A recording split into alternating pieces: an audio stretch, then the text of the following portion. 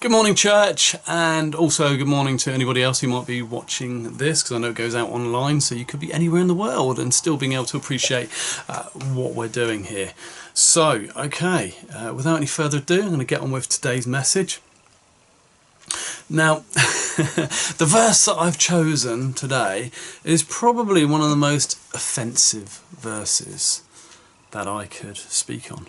Okay, so it's really offensive. So I hope you're ready for this. Now I realise that people across the world watching this, you know, their cultures vary, but actually in England it appears that taking offence has become like our national pastime almost. You know, you can't go anywhere without somebody saying, I'm offended by this, I'm offended by that, and usually sort of like backing it up with a placard or, you know, an angry tweet or something on social media, whatever. Either way, we see offence everywhere being plastered across our culture. Somebody said to me, they said, the problem today is that people get too easily offended. And I think the problem is not that we get too easily offended, it's just it's easier to be able to show our offence. I think human beings have always been offended, always found it difficult to handle anyone who disagrees with them, always found it difficult to handle anyone conflicting with their beliefs, with their, you know, their personal ideals, their, you know, whatever it is, their ideology. But also we really struggle to be able to deal with people who just offend us in daily life, you know, not necessarily about our ideals, but about, you know, parking spots, or, you know, how slow they are at the cashier, and, you know, all those kind of, we get offended very, very easily about everything. So what is this offensive verse? Now when I read it, you're going to go, what? That's not offensive. All right, but actually when we start digging deeper into it, you realise that it is. So the verse is this, and it's from Proverbs chapter 19 verse 11. A person's wisdom yields patience. It is to one's glory to overlook an offence. Okay, a person's wisdom yields patience. It is to one's glory to overlook an offence. Okay. When I was younger, people would say, what kind of superpowers would you have if you could add any? And, you know, the powers that people wanted were, you know, some kids would go, oh, yeah, fly. I want to be able to fly. That would be my superpower. Or, you know, when you're a teenage lad, do you know what I mean? X-ray vision. I'd love to be able to have X-ray vision, you know, see through people's clothes, all that kind of stuff, yeah.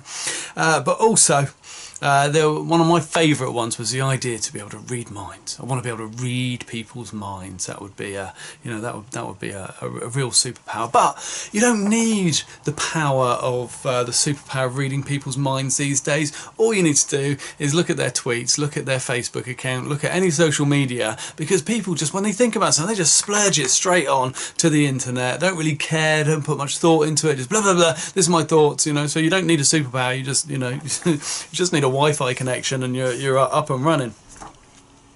Now this verse is a tough one. Okay, it's a tough one because there is so much, and these are just 14 words, 14-word verse. There's so much.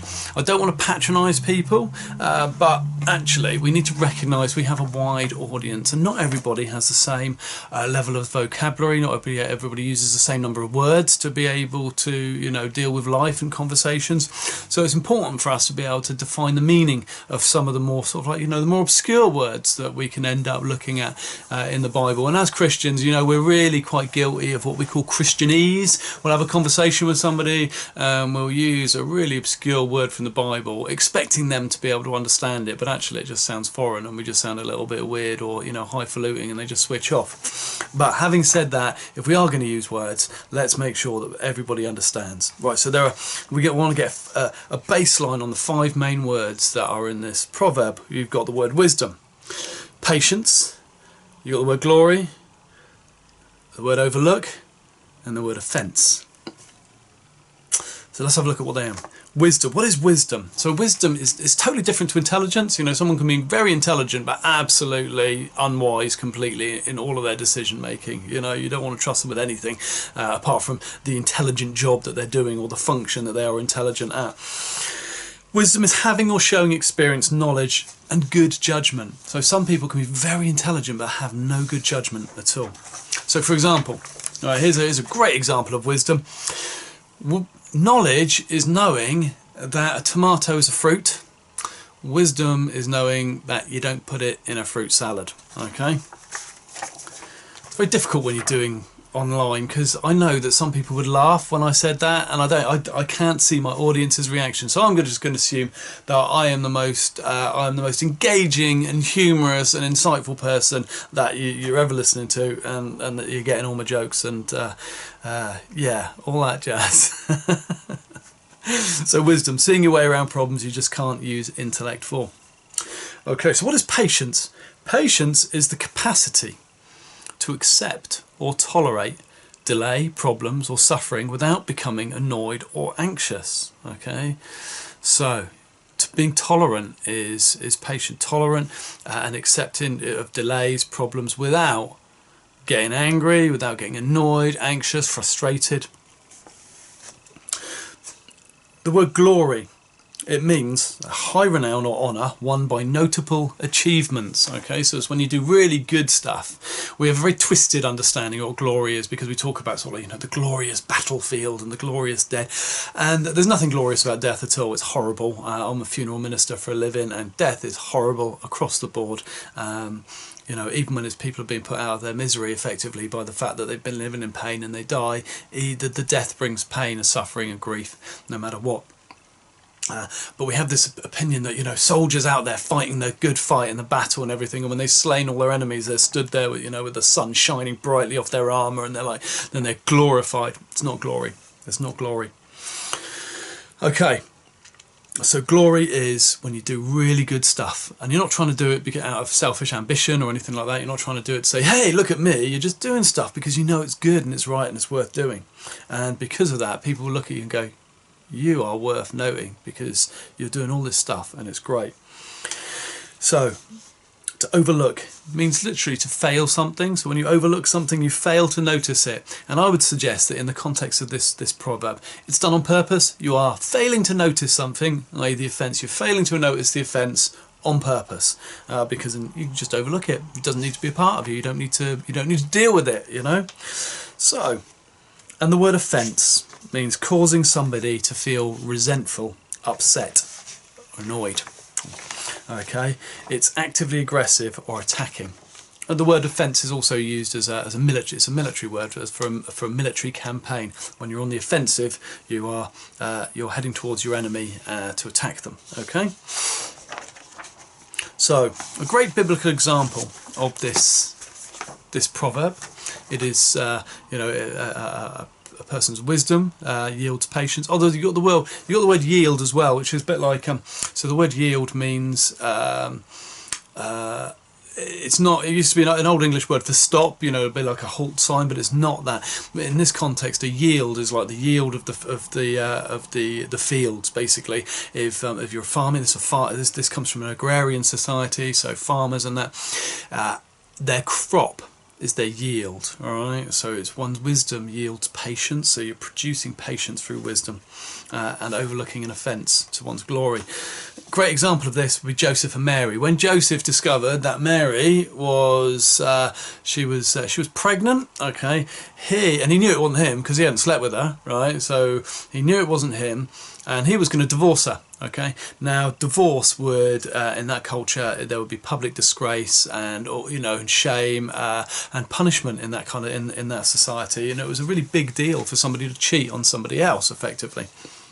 But he didn't want to do that. Even though he was faithful to the law, he didn't want to expose her to public disgrace, so he was going to divorce her secretly, and that's what he was going to do, and that was considered righteous. If you're just going by the law, he could fully, intently be offended by what Mary did to him, or what he perceived Mary had done. He didn't realise that God had actually impregnated her with through the Holy Spirit, and it was going to be, the Messiah. In his mind, as far as he was concerned, his missus had just cheated on him. So he was going to divorce her, but he was going to do it graciously, and to that glorified Joseph really, because he could have taken absolute offence, but he chose to overlook it for the sake of somebody else. Okay. What does this kind of look like in practice in our world, though? I mean, we can look at the Bible and take biblical examples. I was watching a video it was a TED talk, and it was a guy called Daryl Davis. So he's a black dude, who attends KKK rallies. Yeah, so he goes to KKK rallies, and he's the only black guy there. And what the reason that he's going there is that he made friends with a grand dragon, right? So what he decided to do was he wanted to know why people were offended by him as a black person, why people hated him without even knowing him. So he decided to have a one-on-one conversation with this guy called, I can't remember his last name, but his name was David, and he was like a grand high dragon in the because they all have these really hilarious names in the KKK, and they end up becoming friends, right? Because he purposely sets out to find out, having dialogue with this guy about why he is so hated. And the thing is that, you know, and he won him over.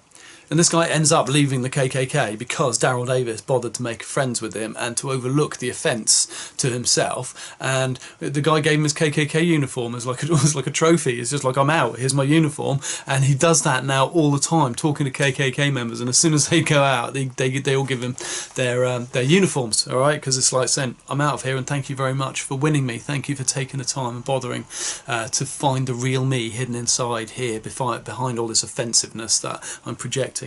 Okay, but the thing is, it took personal risk and personal sacrifice, a sacrifice of comfort for Daryl to be able to do that. You know, Daryl didn't start putting out snipey memes or smug tweets. He didn't paint retaliatory placards. Not for this guy. There was no hiding in some kind of crowd or behind a keyboard shouting his outrage. Okay, for the majority of people who receive offence, retaliation is our automatic response. We don't have the patience, the wisdom to be like Daryl and say, I'm going to get to I'm going to find out the root cause and deal with that. You know, a lot of people, we just see the person as the problem and we're just like, attack, how dare you, I'm offended, all that jazz.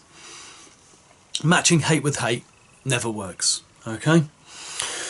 So, and this guy Daryl, when it comes to glory, let's look at that. This guy Daryl does TED Talks, gets massive rounds of applause. People are in awe of him. They want to know him. They want to understand what it is about his character that's caused him to overlook offence, and that's glory. He's getting glory there from other people. It wasn't that he went out to try and seek that glory. He sought out the answer to a problem, okay? And because he did it in the way that he did it, he has brought about personal glory. There are lots of people who just want glory for themselves. They'll try and make out that they're a really good person, talk about the charitable works that they do, put on display everything, you know, in an effort for people to look at them and go, oh, what an amazing person. That's self-glorification, and that's inherently selfish.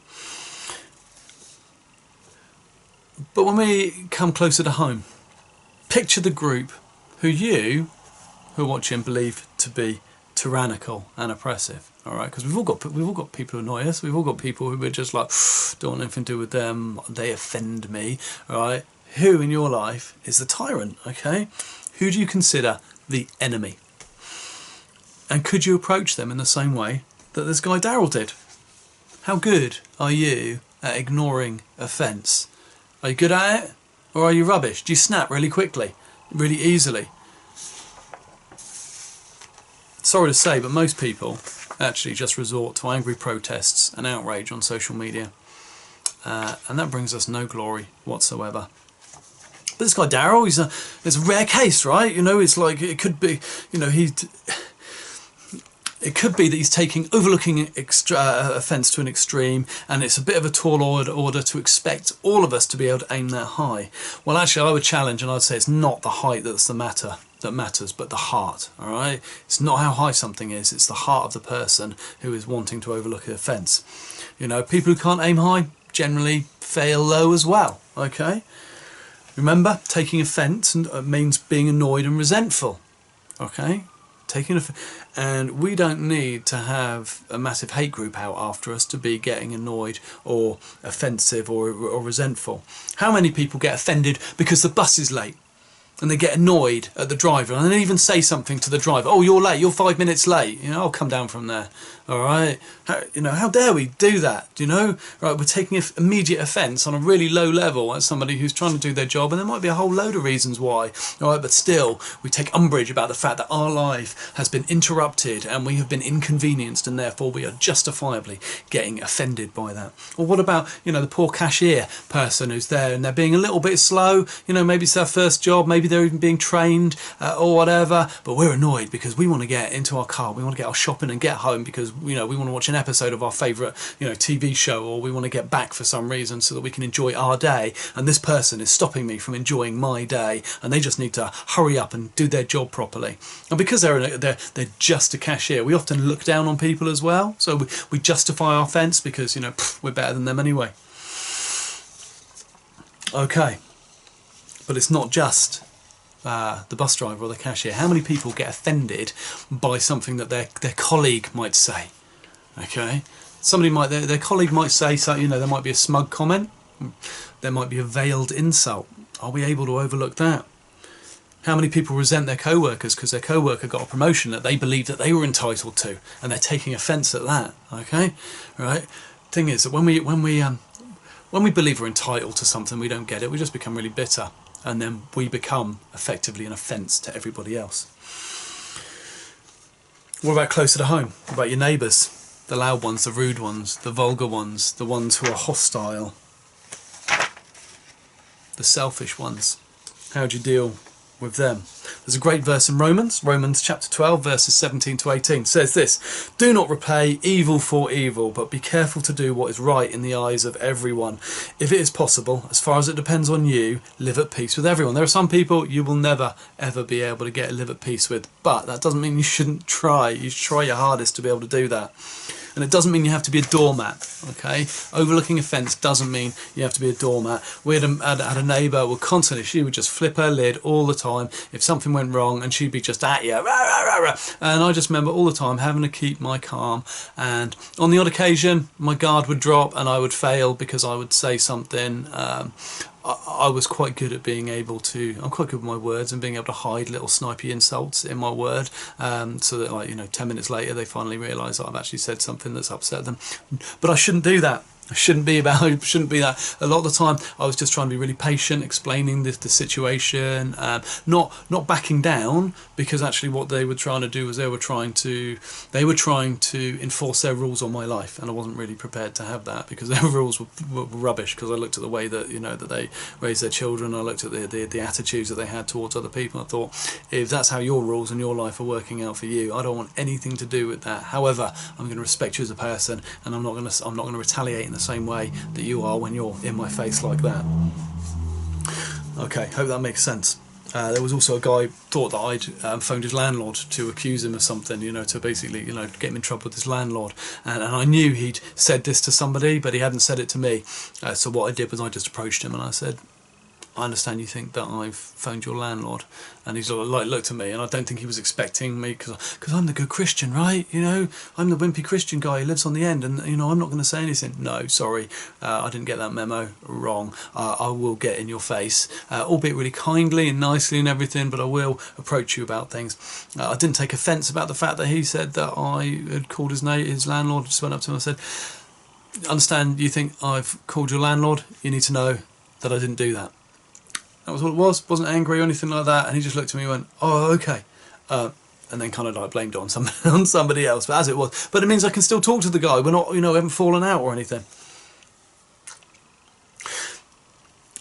Sometimes it can be a real personal challenge. One of the biggest challenges I had was when I first became a Christian. Now, I had been bullied at school. So I've been bullied at school by some girls, not to the point of developing anxieties or any of that horrendous kind of, I know some people kind of are driven to suicide by bullying, but I certainly got my fair share of dead legs, punches in the arms, pushes, shoves, insults at school from certain people. And when I became a Christian, I was thinking, hang on a minute, I'm holding on to a bit of resentment there. How dare they do that to me? But I knew it was wrong for me to be holding on to that resentment, because when you become a Christian, you give your life to Jesus, you give your life to God, and the Holy Spirit comes and dwells in you, and then it's through His power that He enables you then to be able to overlook offences. And He was able to say, look, I know that you're resentful for these guys. It's not right. It's not right what they did. but holding on to that resentment isn't going to be any good for you either. And I love that about the Holy Spirit. He doesn't just make you feel bad. He'll pick one thing about your life at a time and help you to get over that and fix that. So I decided that right there and then that I was going to confront everybody who I still saw in Southampton, who I know bullied me at school. I was just going to approach them, and my whole defence was going to be just having a loving attitude towards them. And I kept seeing people, and I'd go up to them and go, "All right, mate, how you doing?" And like the look on some of their faces when I'd come up to them and just sort of like stood there saying, "How you doing?" I wasn't showing any fear. There was no kind of, God was really good to me. There was no fear or anything like that. I was just like, "How you doing? What you been up to?" Ignored the fact that they'd bullied me for years, and just like spoke to them as though I was their best mate. And the look, it was hilarious just looking at the looks on their faces as they were trying to factor in what on earth has gone wrong. Because when I was at school, Will, I used to hit you and you used to cower, and I felt powerful and I had power over you for that. And I, for whatever reason, I was trying to take out the problems I had in my own life. I was taking out my own offence on you. And here you are, ignoring that and talking to me, and it was almost like I was invincible. I felt invincible, and after every encounter I would walk away and I'd be like, flipping hell, that's amazing, that is. Even to the point where one of the guys that I confronted just said, and again, just confronting them in love. "How you doing? What you been up to these days? What are you doing for a job? Blah, blah, blah." He would cross the road whenever he saw me from that point on. All right, because I think, I'm guessing it was probably shame, because he never admitted that, he never kind of said sorry or anything like that. But I get the feeling that he just felt ashamed of what he'd done and couldn't bear for me to be loving and nice to him, so he would walk across. There's other guys, I know that people, some guys have publicly, even on Facebook, apologised for bullying me when I was younger, and I get on really well with them. And if I ever get a little wisp of resentment in my head, like sort of like, "Oh, do you remember what they did to you?" I purposely go out of my way to engage with them even more, find out about their families, find out about what's going on with their jobs, trying to get to know them as a person and encouraging them and everything that they're doing, because I refuse to let that resentment reside in my heart. I want to get rid of it. I want to be able to have a clear conscience at all times, and having even a whisper of resentment, to my mind, is anathema. So it's a vile thing for me in my mind. So I don't want it. Okay. Sometimes we have to preempt our patience. All right, we've got to lay down a groundwork, okay, and neutralise a problem before it becomes a problem. So make friends with your neighbours before they start annoying you. Right, get into a position where you're speaking into their life, and that they see you as someone really valuable, so that before they've even offended you, you've overlooked any offence that they may actually cause, and you're in a position you're able to speak into their life in love, because you've done the groundwork before. I see lots of people like get onto social media. "My neighbour's playing their music up, rah, rah, rah, rah, rah, rah." Oh, okay, well maybe they've had a massive breakup with their ex, and the only way they're able to deal with it is to drown out their sorrow by pumping out Titanic, 24/7 or whatever. But at least if you build that relationship, you can overlook that offence. You can understand where they are as a person. You can go and see them and hopefully resolve it. So the picture so far, is basically we should be overlooking offences in our life. We shouldn't be trying to self-glorify ourselves and saying, people shouldn't offend us. I'm such a good person. Don't they know who I am, kind of thing. What we should be doing is overlooking that offence, being patient, and we should be promoting wisdom throughout our society. And I believe, we hear people banging on about British values all the time. What are they? What does it mean to be British? Here's a list of values that you need to obey. All right. Well, I would say this is a British value. This should be a British value. We should be seeking wisdom, which leads to patience, which leads to us being able to overlook offences, which leads to us being glorified and feeling good about ourselves and becoming the people that God wants us to be. Okay. It also helps if you have a spiritual approach to this. Now, as a Christian, reading the Bible, I read in the book of Ephesians, right? There's a cracking verse here, okay? So it's Ephesians chapter 6, verse 12, all right? "For our struggle is not against flesh and blood, but against the rulers." Our struggle is not against flesh and blood, but against the rulers, against the authorities, against the powers of this dark world, and against the spiritual forces of evil in the heavenly realms. Okay, now people think I'm mad because I talk to God, right? And it's interesting how many people who really are mad think that I'm mad because I trust in God. And yet I know that if they did, then their life would be far, far better. Nonetheless, I am often chatting with God about the best way to approach a situation. Okay, so it might be that somebody has offended me. They've done something. They've done something that's grated on me, and I'm kind of like getting that feeling of resentment and everything. I'm like, hang on a minute, I don't really want that. So I pray. I say, God, can you be working behind the scenes here, please? Because effectively, we're living in a spiritual world. We've got the physical plane that we're living on, but we're also spiritual beings as well. And amongst all the spiritual beings, you've got wicked, evil, satanic powers. Evil little mischievous demons, effectively, that will whisper into people's minds, you're not good enough, you're rubbish, you're worthless, nobody likes you, right? So you've got those ones, and then the second voice is coming in going, did you hear what they just said about you? Don't they know who you are? You need to be getting offended. I'd be kicking off right now if I were you. Whisper, whisper, whisper, whisper. You know, often we see the little devil on one shoulder and then the angel on the other shoulder, and I would say that's kind of a fairly accurate representation. You've got these devilish voices that are trying to cause you to become offended, and then you've got the power of the Holy Spirit who is at work in the world, trying to encourage you to be a good person, trying to encourage you to overlook offences. And that's what it means, you know. When somebody offends me, I'm like, right, spiritually, what's going on in your life? Right? What is going on in your life? What's attacking you? What is causing you to want to offend me? Because you're looking for, you know, people are just trying to pick a fight a lot of the time, and you're like, okay, I'm not going to bite. I want to know what's going on. So I'll just pray, say, God, can you have a word with whatever's going on in their life, and, you know, cast out anything that is, you know, banish anything that's whispering into their minds, that kind of jazz. All right. And more often than not, he does it because he's a loving God, and he wants to be able to see his world become perfect. He doesn't like the idea of offence on the planet. He wants to be able to get rid of it, which we'll see in a bit. Okay. One of the things that's worth remembering is that people who get offended really easily are probably the most fragile people around. All right, so you've got to be careful with them. You can't just sort of like go in there heavy-handed or whatever, because they've, you know, they don't. Overlooking the offence means that you can help build them up, and that they can become resilient, and they can become less offended at things. All right. So patience and overlooking offence go hand in hand. If you can't overlook offence, then it means you have no patience. And if you have no patience, then you have no wisdom. Okay. And if you have no wisdom, then you're not particularly helpful to anybody. Okay, you're not of much use. Our world needs wisdom. If you're wise, you'll probably be living at peace with your neighbours. If you're not wise, you'll probably find that you've got a bare amount of feuds going on. You've got a lot of feuds going on in your life.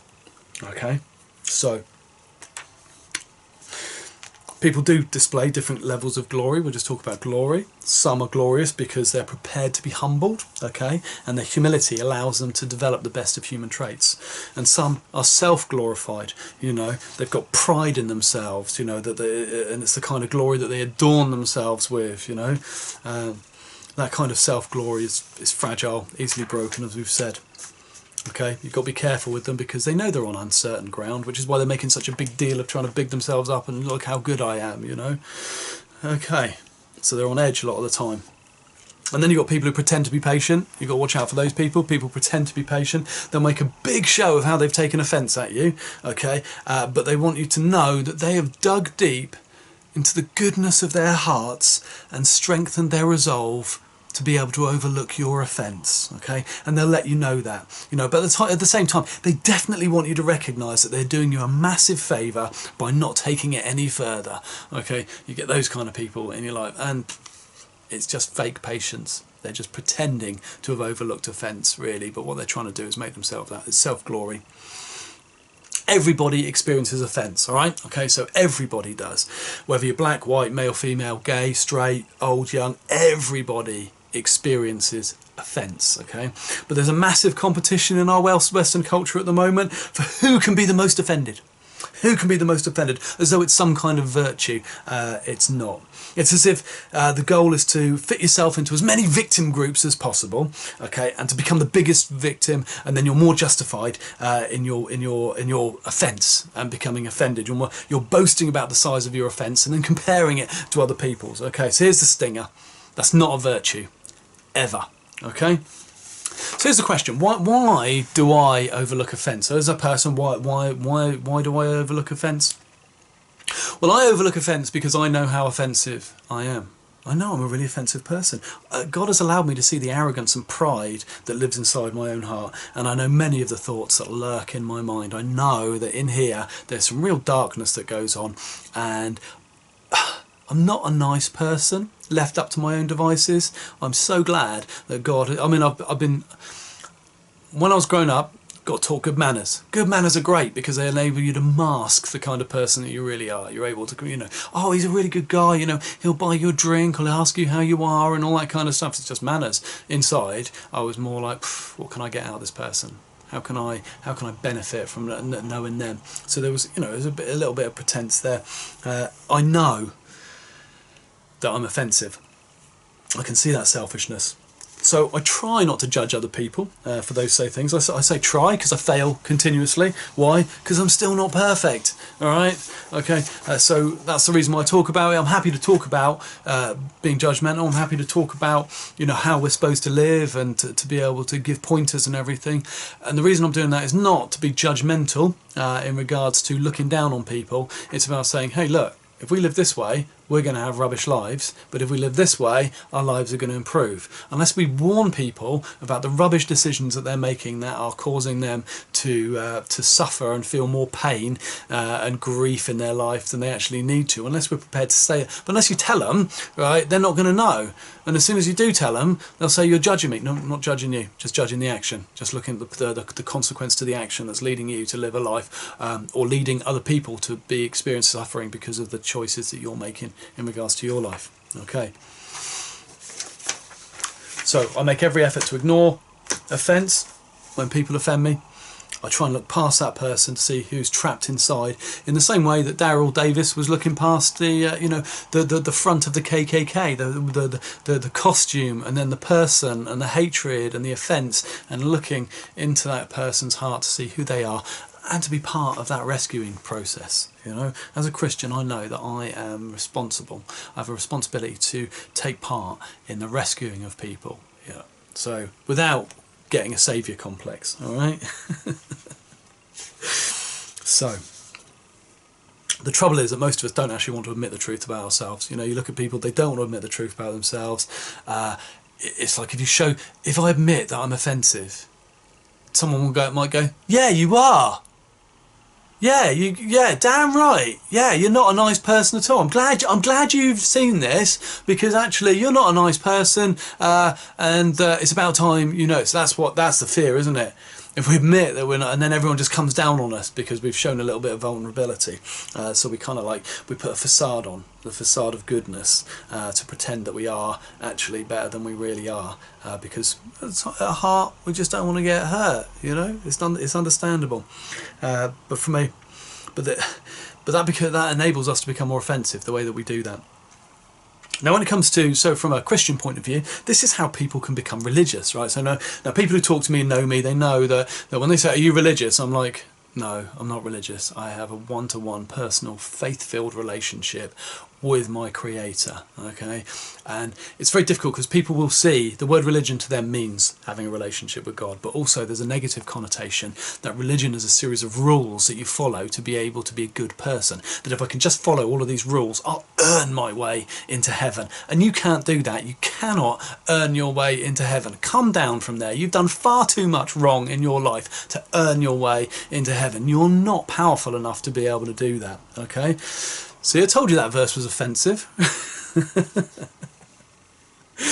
So a religious person is tricked into thinking if they follow the religious rules, then that will make them a good person, and if they follow the rules better than somebody else, and they're a better person than that person. And we see that even in churches where this kind of message is being promoted from the front all the time. We still see that kind of attitude and behaviour amongst the congregation, because the congregation is filled with lots of people, still broken people, at different places on their journey. All right.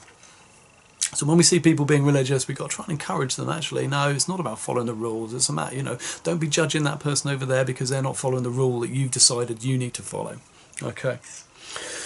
It's only when we're honest with ourselves that we can find peace and patience with others, that we can overlook their offences, all right? Only when we're honest with ourselves.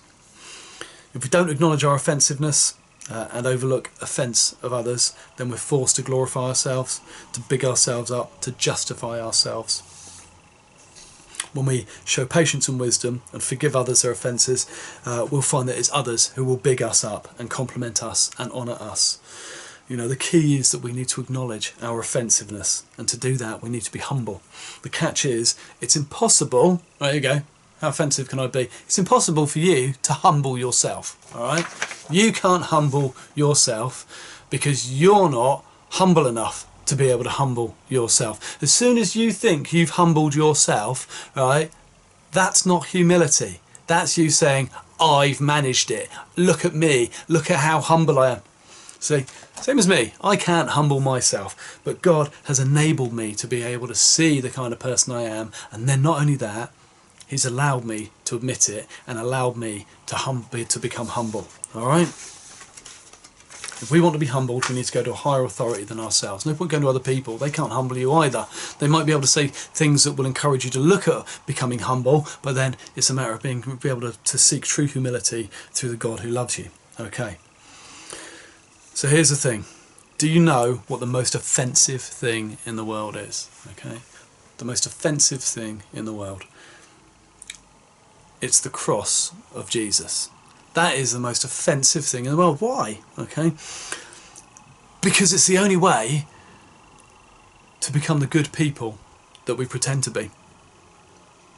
The only way is to admit that we have fallen far, far, far short of God's glory, far of the mark. We've sinned. We're full of wrongness. You know, get rid of that facade. Admit it. If we admit to our own pride and selfishness, then effectively that's what we have to do to be able to recognise the cross, and we reckon it, because God's not one of those parents who can ignore their children's wrongdoings and then we see parents like that all the time. You know, they won't acknowledge the fact that their child is a little sod and is just being really vile and bullying and offensive and abusive. They just go, oh no, he's all right, leave him alone, right? God can't do that. God has to look at us as his children honestly, okay? In the same way he's a judge. He can't let criminals go free just because he's like, oh, I've heard a sob story, I'm going to let them off, right? That's not the job of a judge. The job of a judge is to judge justly, right? That's their job. Because if a judge starts giving out mercy willy-nilly all over the place, right? Think about the victims of those crimes, yeah? The judge is like, just let somebody off. Just let them off. And God can't do that because he has to be a perfect judge as well as a perfect father. All right. It's one of the big things that in Christianity at the moment there's like, oh, God's a loving God. He'll let you do anything you want and still forgive you. Oh, please read your Bibles. All right. No, he won't just let people off like that. He can't, because that is unfair. All right. And as soon as we start portraying God like that, we are going against his true nature, all right, and we're creating a God in the form of how we want him as opposed to how he really is, all right. So the cross is effectively God saying, mankind has offended me. Mankind is constantly breaking my laws and is in rebellious heart against me, so I need to be able to do something about that. I want them to be reconciled to me, to be brought back into a loving relationship. I myself will enter into my creation and I will take the punishment on the cross for all of the offences that everybody has done. And if anybody says, thank you, I acknowledge that my sin, my pride, my arrogance is all on that cross, that you died for me, give me a humble heart, enable me to overlook offence, then effectively that's what happens. And that's what we needed to do. We needed the cross so that we can become clean and glorious people that God intended us to. Okay? Now, he uses the cross for this purpose, and that the penalty for the punishment of every sin and wrongdoing has actually gone on to Jesus. He took it upon himself. He's overlooked the greatest of offences, yeah? Us. And we are in a rebellion against God. This is really easy to prove, right? So we can prove whether we're in rebellion against God. Because if you're finding this idea offensive, if you're convinced that you don't need God in your life, that you can be a good person, that you can earn your way into heaven, that you do enough work for charity or whatever, chances are, if you're convinced that you don't need God, well, that's actually proof of a rebellious heart. I don't need you, God. I'm good enough to be good. I can do it all myself, thank you very much, don't need you. And sometimes people are kind of like really polite about it. Oh, it's a nice idea, the whole cross and everything, I see that, but it's just not really for me. Actually you start digging a little bit deeper, they're offended by the idea that they have to admit that they are offensive. Okay. However, if you've admitted that you've got rebellion in your heart, I've admitted it, I'm rebellious. I'm a rebellious human. I've rebelled against God. I'm more than happy to admit that, yeah? I am scum. No problem there whatsoever. Quite happy to admit that, okay? Even if there's a little voice inside going, you're just saying that, Will, all right? So if you have admitted you're rebellious in your heart, chances are you've already accepted the cross, accepted you can't fix yourself, and accepted your own offensiveness. Brilliant. Sounds a bit doom and gloom, right? I mean, you know, so what if a person's accepted the cross? What does that mean? Well, it basically means you've forgiven all the stuff you've done wrong. But there's something else that also sits behind the cross. Glory. Okay? When you accept the cross, you effectively die with Jesus. Okay? And all the terrible stuff in your life dies with you. Excellent. So you don't have to be wandering around feeling guilty and shameful all the time about the stuff that you kind of know you are, you know, should be feeling guilty and shameful about, but don't like to admit it. You know, we can be washed away of all of that.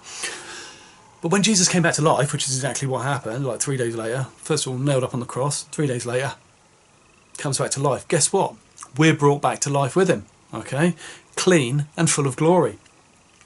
Because Jesus has overlooked the full extent of offence, right? The full extent of offence against God, he's received the full extent of glory.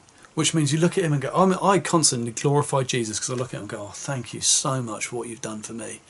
Oh my word, what state would I be in? What would my relationship be like? Would I be in prison now? Would I be, you know, how offensive would I be to other people? How many fights would I got into? How many bullies would I track down and, you know, shot with a sniper rifle or whatever? Do you know what I mean? Or who knows what would have gone on in my life? But thank you so much, Jesus, for allowing me to recognise my offensiveness.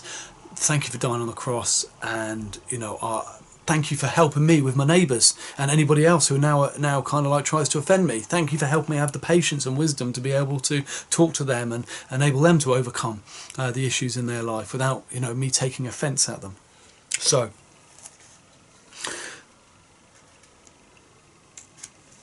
and how long do we have to overlook offence for? All right, how long? Peter, the apostle, he asked Jesus, he said, how many times must I forgive my brother when he sins against me? 7 times? Because basically it used to be like 3 times. You could forgive them 3 times. So what he did was he said 7 times. He was like, oh, well, 3 times. I'll just double what the law says and add 1. Because then it's like, you know, and Jesus is like, no, not 7, 70 times 7, you know, per offence every day. Right, which basically means ad infinitum, you are going to be forgiving people all the way through. You're overlooking offence all the way through your life, okay?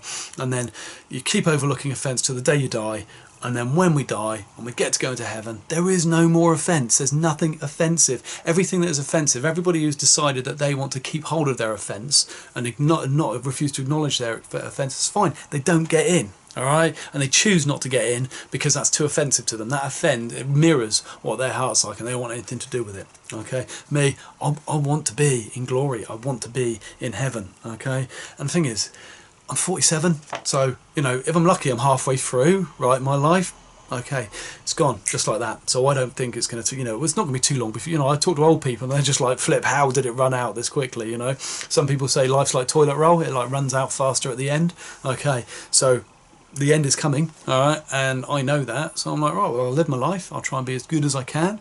I want the Holy Spirit to work inside me and to help me to engage with people, and then when and to overlook offence and just be a godly person, and then when I die, brilliant, perfection forever. It's great, can't wait for the upgrade. So I think that's enough. I don't know how long I've gone on for, but there we go. Sorry if it was a long one. Thank you for listening. If you're challenged by this, brilliant. You know, if you're offended, okay, get over it. Feel free to contact me through Facebook or anybody at church or whatever. I'm more than happy to have a one-to-one dialogue with anybody about anything that's been said during this video. But I do hope that it has spoken to people's hearts, so people are able to see how good God is to them, that actually He can provide for them an amazing life that means that you're not full of resentment or you know, feeling of offence. We can overlook that. So I do pray wisdom and patience on everybody who's watching this, that it will benefit you in your lives, with your family, with your neighbours, and everywhere you go. So in Jesus' name, God bless you all. Bye.